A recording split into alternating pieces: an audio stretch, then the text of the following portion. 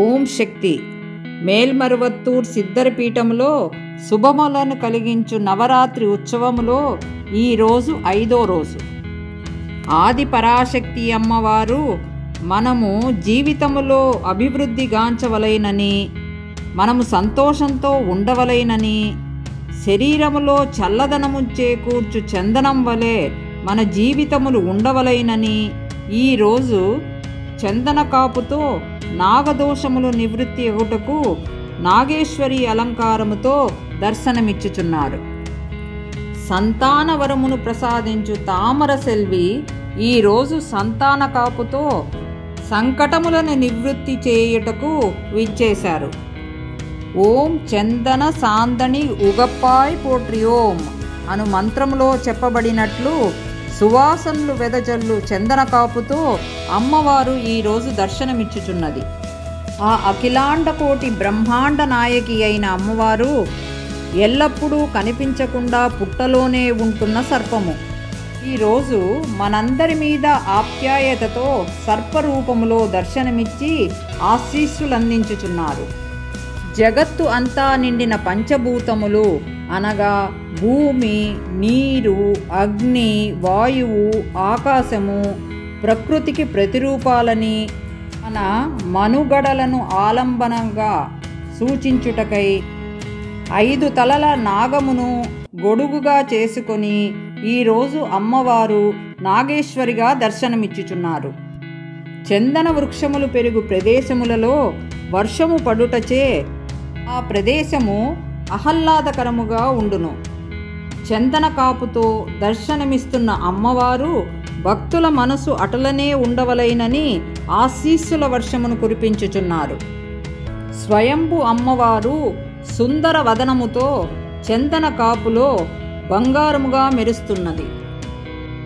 ఆ రోజు బాలకునిగా ఉన్న అడిగలారి గారి శరీరములో సర్పముగా ఉండి ఈరోజు మనందరికీ ఆశీస్సులందించుటకు నాగేశ్వరిగా దర్శనమిచ్చుచున్నారు. రాహు, కేతువు మరియు సర్పదోషములు ఉన్నవారందరూ అమ్మవారిని దర్శించినచో ఆ దోషములు నివృత్తి అవును. కుండలిని శక్తిగా ఒక్కొక్క చక్రములోనూ నేను ఉంటాను అని సూచించటకే నాగేశ్వరిగా ఈరోజు దర్శనమిస్తున్నది. మన మనస్సులను సంతోషము కలిగించు ఆదిపరాశక్తి మనందరికీ ఆశీస్సులు అందించటయే కాక మన సంతానమును కాపాడుతాను అని దర్శనమిస్తున్నది. అమ్మవారు చందన కాపుతో నాగేశ్వరి అలంకారముతో మనకు ఎన్నో జీవిత సత్యములను నేర్పుచున్నది. పాము తనలో ఉన్న విషమును ఇంకొకరికి కక్కకుండా కట్టుబడి ఉంటున్నది. అందుకే అది నాగమణిగా ప్రసిద్ధిగాంచినది. అటులనే మనుష్యులు తన దగ్గర ఉన్న చెడు గుణగణాలను కట్టుబాటు చేసుకున్నచో వారిలో ఉన్న మానవత్వమును మాణిక్యంలాగా మెరిసేటట్లు చేసుకొనవచ్చును. ఇదియేగాక నాగుపాము అణకువగా ఒక ప్రదేశంలో చుట్టుకొని దూరంగా ఉండుట పోలే మానవులు వారు ఎదురు చూడని సమస్యలను సహనముతో ఎదుర్కొని జీవితమును కొనసాగించవలైనని తెలియచేయుచున్నది. అదేకాక ఈరోజు అమ్మవారికి అలంకృతమైన చందన కాపు చాలా ఉత్తమమైనది.